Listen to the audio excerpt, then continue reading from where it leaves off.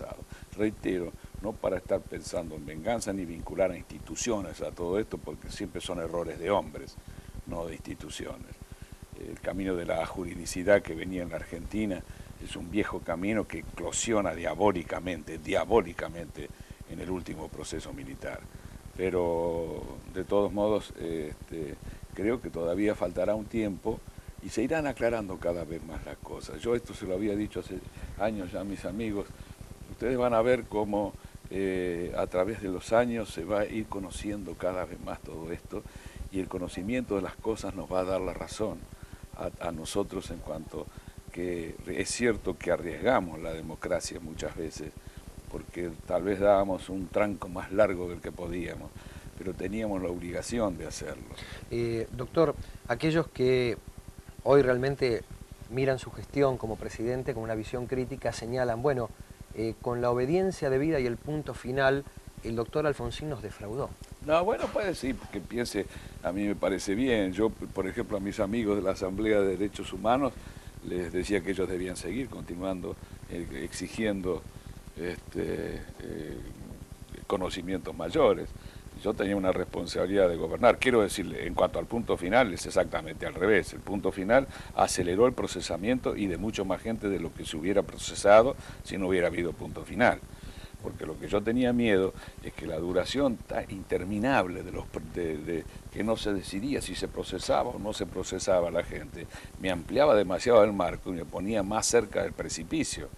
Entonces yo establecí una fecha para que los jueces determinaran y la determinación fue procesar a todos los que estaban imputados. Así que, ¿qué le dice a usted? Que a través del punto final se quedó algunos sin procesar, que correspondía procesarlo, le está mintiendo. Doctor, En cuanto a la obediencia debida era nuestro problema, fue una necesidad de resolver políticamente una situación, aunque yo creo que jurídicamente también se hubiera resuelto en última instancia en la Corte Suprema. Pero en fin, que se critique todo lo que se quiera criticar. A mí me parece bien, todo lo que sea posturas claras de defensa de los derechos humanos, hay que hacerlo, pero quiero que se sepa también esto, no hay país en la tierra, no hay, en todo el mundo, no hay ningún país que haya hecho lo que ha hecho la Argentina, ni en Asia, ni en África, ni en América, ni en Europa, ni tampoco en la historia hay ningún caso como el de Argentina, de llevar a las juntas militares así al gobierno. Y cuando nosotros dictamos la ley de obediencia debida, porque yo debía cuidar los derechos humanos para adelante también, y estábamos al borde del precipicio, quedaban todavía 36 jefes procesados, 36 procesamientos, que hubieran, entre ellos los jefes de la ESMA, por ejemplo, hubieran permitido averiguar, investigar y condenar a muchos más. Es decir, la impunidad vino por el lado del indulto, de ninguna manera de la obediencia debida, porque yo ya también había establecido esto en la campaña electoral. Yo había dicho que había 3 responsabilidades, los que daban las órdenes, la de los que cumplían las órdenes y la de los que se excedían en el cumplimiento de esas órdenes. Y en el proyecto que yo envié al Congreso estaba ya contemplada la obediencia, porque se establecía que quien había actuado en cumplimiento de esas órdenes, se establecía que había la presunción de que hubiera actuado con error acerca de la legitimidad de la orden impartida, porque no podíamos ampliar demasiado el campo, porque no teníamos fuerza para hacerlo, ¿verdad? Doctor, algunos de los que los quieren muy bien a usted dicen, algún día Alfonsín se animará o escribirá quiénes y por qué lo colocaron tan al borde del precipicio durante su gestión. Bueno, era muy sencillo. Yo tuve jefes de Estado Mayor que fueron realmente importantes, estuvieron leales al servicio de las instituciones de la nación, pero me hacían conocer todos los días el estado de cada una de las fuerzas. Y por otra parte, 3 sazonadas militares le están hablando de algo, ¿no es cierto? De modo que yo creo que es de público y notorio todo esto, que se conoce las dificultades. Yo me pasaba noches sin dormir, pensando que era lo que correspondía que yo hiciera. Y ahí es donde se ve la soledad del poder, porque uno puede conversar y dialogar y hablar con muchos amigos, pero por un lado sabe que tiene que llegar a la investigación y se llegó a la investigación. El juicio investigó todo, realmente es una maravilla todo lo que se conoce. Y la CONADEP también, llegamos a comprobar la desaparición de más de 9.000 personas, ¿no es cierto? Doctor, en la soledad del poder, coloco como ejemplo, por ejemplo, alguna de esas azonadas militares. ¿Lloró de bronca? No, llorar no, llorar no, yo no lloro de bronca, yo lloro de tristeza a veces, ¿Lloró de pero tristeza? no lloré de tristeza tampoco, no eran tiempos de llanto, era tiempo de meditar y de pensar apurado. No, era una situación muy dura. A mí me dicen, si extrañé el poder, yo me río por adentro cuando me dicen eso, y ya algún día vamos a seguir hablando mucho más de algunas cosas, pero yo lo que sentí es una liberación, ¿no? Porque había una responsabilidad. Yo no tenía flanco cubierto. Estaba como Adán.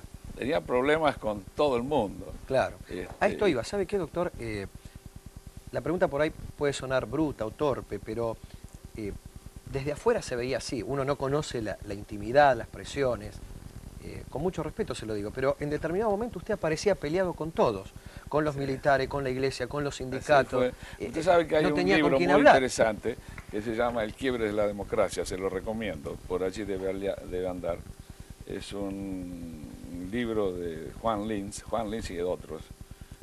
Juan Linz es un español, extraordinaria persona, profesor de la Universidad de Yale, en el que analiza que los jefes de gobierno de las transiciones tienen que dedicarse exclusivamente a esa transición y nada más, porque de lo contrario no van a cumplir su cometido.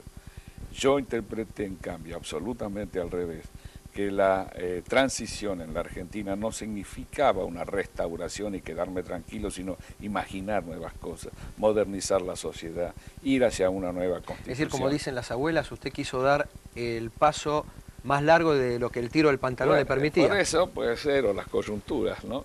Pero de todos modos yo, si me tocara de nuevo, haría otra vez lo mismo. Por eso pero dice que usted es su cabeza dura. No, porque me parece que era necesario. Si hubiera sido una cosa light, fría, ¿a quién iba a entusiasmar la democracia? Lo cierto es que terminamos mal también, ¿no? Pero creo que se advirtió que había una intención distinta, y esto de con la democracia se come, con la democracia se educa y con la democracia se cura, lo procuré cumplir a cabalidad.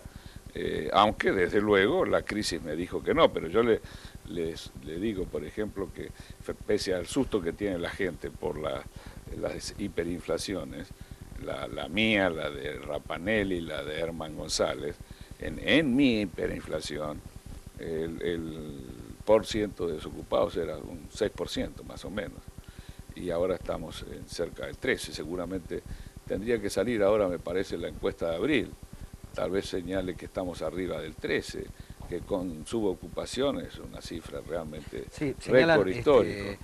Los especialistas en cuestiones de trabajo que en estos momentos 1 de cada 3 argentinos tiene problemas de empleo, ¿no? Bueno, 1 de cada 4 por lo menos, ¿no? De la fuerza de trabajo, ¿no? Tal cual. De la fuerza de trabajo serían unos 3 millones. 3 millones de personas. Sí. Doctor Alfonsín, ¿cómo era? Los demás, para intentar entender, ¿no? Las otras estructuras de poder se peleaban contra usted, lo presionaban a usted, lo llevaban a un camino sin retorno, o usted les peleaba de una manera distinta, un país diferente. Bueno, uno tiene sus ideas, ¿verdad? Un presidente, un partido político llega a un gobierno para aplicar sus ideas. Evidentemente se encuentra con las dificultades que se encuentran todos los gobiernos del mundo. En todos los gobiernos hay grupos de presión, hay factores de poder, hay intereses creados, lo que se llama el establishment, hay lucha, cuesta trabajo y ¿pero mucho qué más. país le proponían a usted que lo enojaba No era tanto? que me propusieran, es que yo tomaba una medida y se me iban capitales. Supóngase ahora que con esta concentración del poder económico pretendiera uno gobernar, que el partido que venga, un solo partido gobernar, al servicio del bien común, cambiando esta política. No podría, se lo digo yo con experiencia dolorosa, no podría.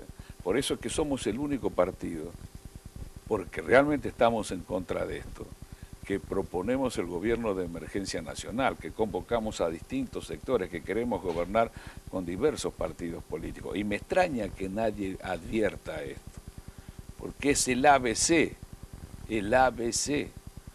¿Cómo va a gobernar un partido político si no a no ser que siga como el gobierno actual con estas políticas que son las que están aprobadas, aceptadas, impulsadas, proyectadas por los grandes intereses. Pero si uno quiere gobernar al servicio del pueblo, lo primero que tiene que hacer, si no entra en la ensoñación, es decir, bueno, aquí hay que construir un poder político que sea más fuerte que el poder económico.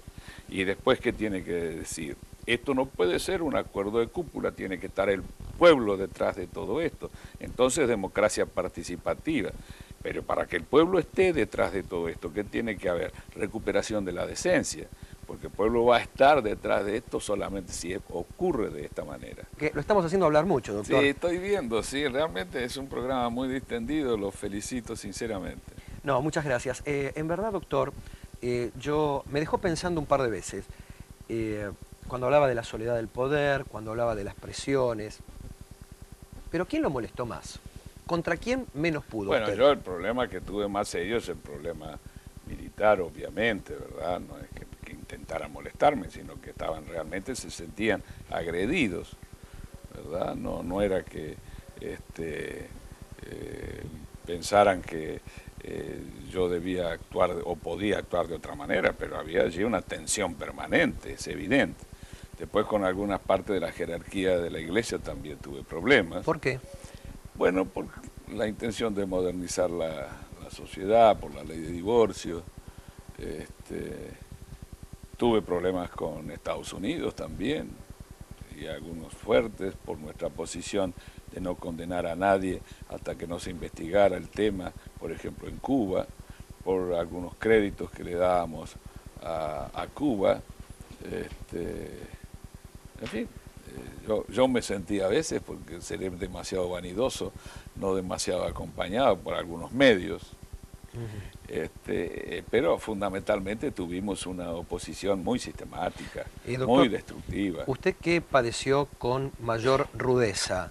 ¿Las sazonadas militares o lo que se dio en llamar después los golpes económicos? Es decir, estas variaciones de dólar.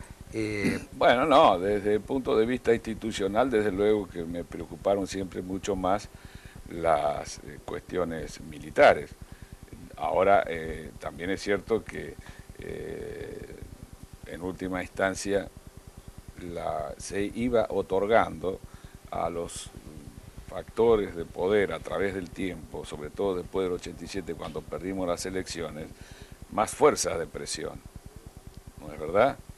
Y lo cierto es que cuando aparece triunfante el doctor Menem en la campaña ya para las elecciones del 89, allí es donde se producen algunos fenómenos cuyo detonante es notablemente el episodio de la tablada, que ese es distinto a los otros tres. Qué oscuro quedó todo esto, ¿no? Absolutamente, absolutamente. Yo todavía no lo entiendo. Y si me apuran en una interpretación que tendría que ser apurada, que no es racional, pero que puedo anticiparla si ustedes quieren, yo diría que ahí hay una trampa de la derecha a la izquierda. Porque no se entiende eso. Lo cierto es que fue un golpe de masa que nos dieron en la economía justamente en el problema, en el momento en que más lo necesitábamos. Porque habíamos intentado lo que se llamó, recuerda, el Plan Primavera, para llegar a un dígito en diciembre, y habíamos llegado a un dígito en diciembre, pero este episodio nos conmocionó y nos obligó, junto con el triunfo del doctor Menem, que proponía el salariazo y la revolución productiva, la disminución de las tarifas, disminución de los impuestos y no aumento de tarifas. Como la gente, algunos aprovecharon de que, en fin, usted recuerda que Cavallo había ido a recorrer a nuestros acreedores para que nos obligaran a pagar. Logró que el Banco Mundial no desembolsara un crédito que tenía otorgado y lo hizo público, con lo cual quedó muy contento el Fondo Monetario Internacional, porque el Fondo Monetario Internacional no nos había dado luz verde para que fuéramos a pedir ese crédito al Banco Mundial. Usted sabe que teníamos problemas siempre con el Fondo Monetario Internacional. Alguna vez he sido testigo indiscreto de cómo se manejaba. Usted tenía un ministro de Economía muy vehemente, recuerdo al doctor Grinspoon. Sí. Quiero decirle que una vez estaba ubicado en el hemiciclo del salón de reunión